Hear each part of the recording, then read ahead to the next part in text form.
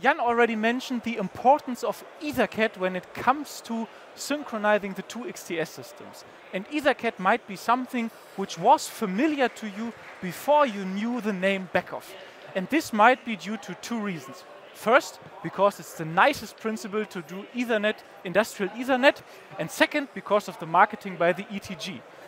About 20 years ago, the EtherCAT Technology Group was founded, not here, I think 2 weeks ahead from now, but here in Nuremberg, Yes.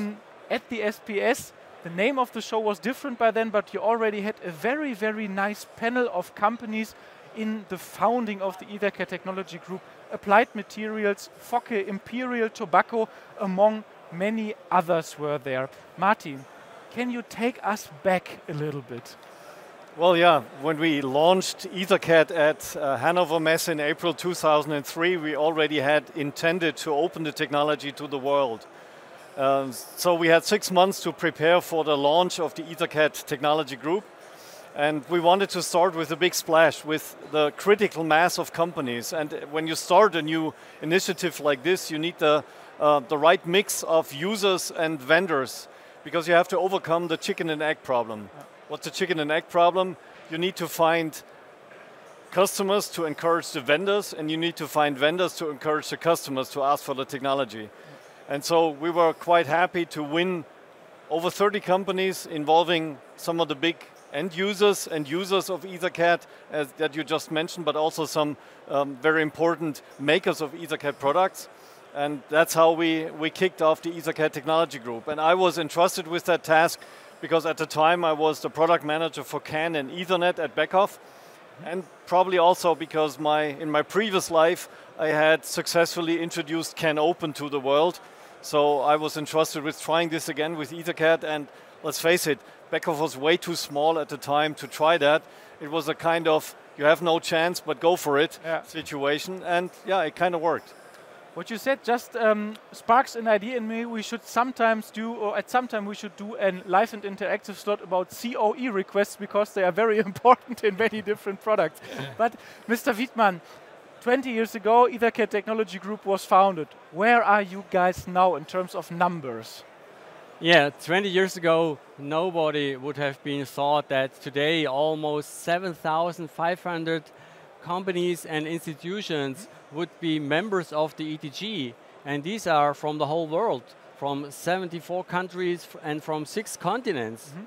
And even 20 years after the introduction of EtherCAT, the interest is unbroken. So within the past 12 months, there are almost 500 new members starting to develop or to use products with EtherCAT. And this development is very astonishing. And I think everybody would have signed if somebody said to you in 2003 that you will have 500 new members in 2023, and that it will become, in fact, the biggest Ethernet-based field bus user organization in the world. But to be honest, what is the ETG actually doing besides trying to conquer Grönland as the 7th and missing continent for ETG members? Yeah, well, our task is basically to provide the ecosystem for EtherCAT. So we help vendors to implement the technology. We educate users and vendors alike about EtherCAT. We, of course, had to write down the technology to begin with, writing the EtherCAT specifications. We introduced EtherCAT to international standardization. We are doing road shows around the world, trade shows, to help our members to promote their products. So basically, yes, we are in charge of the ecosystem for EtherCAT. That's what we do. And I think the main proposition which you make to the members of the EtherCAT Technology Group, that the users of EtherCAT can always choose the best product for their application. So the best drive for the application can be selected, and the communication always works together because of EtherCAT. How can you ensure this, Mr. Wiedmann? There are many factors involved here. So first of all, there's only one EtherCAT version. Of course, EtherCAT has been and will continue to be developed, but always through fully downward compatible extensions and not through changes. This means that devices from 20 years ago are still working in today's networks, furthermore, devices in older systems can be easily replaced by current devices. Yeah, today the implementation of EtherCAT devices is even easier. So besides the specification and the good implementation guides, we have the workshops, we have the seminars, but also new formats such as the now very popular International Technology Weeks. We have the EtherCAT Conformance Test tool. That's a software which helps the developers to test the compatibility of new EtherCAT devices. And they can attend the International Plugfest. The International Plugfests are also well known as the EtherCAT LAN parties, where all the community is sitting together and they have a good time and they test the devices from different manufacturers, test the interoperability. And also Acontis and other ETG members are important partners and help with their products and services to integrate, implement EtherCAT into devices. And all this together ensures that EtherCAT devices from different manufacturers can be combined easily in the same EtherCAT network. My last LAN party was Age of Empires when I was 13. Had nothing to do with EtherCAT.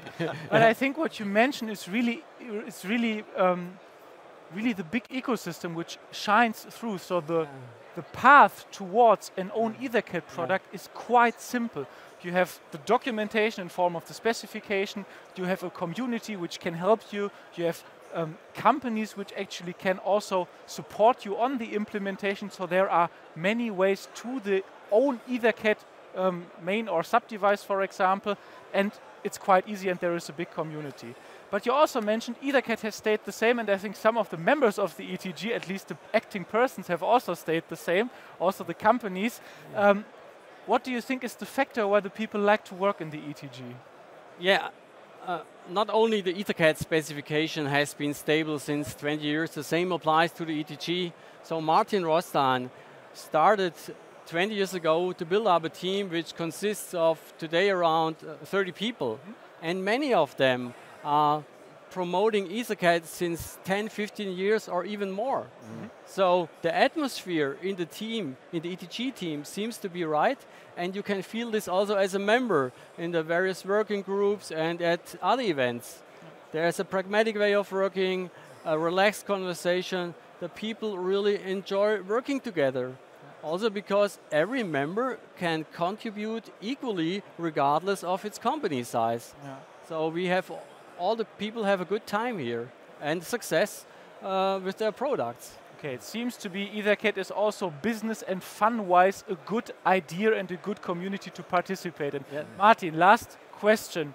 Where could I participate in the next EtherCAT happening? Where is it? When will it be? Well, you can join me next week, Wednesday, in Ahmedabad, India, for an EtherCAT roadshow. Or 2 weeks later in Seoul in Korea. Okay. So yeah, we're doing a lot of these seminars around the world, and the next stop is India. Okay. I think that's a perfect call to action. So travel with Martin to India or visit us the next time when there is an ETG event, for example, here in Germany. And with this, back to Roland, because once you have collected all the data, you need to do something with it, especially true for motion software.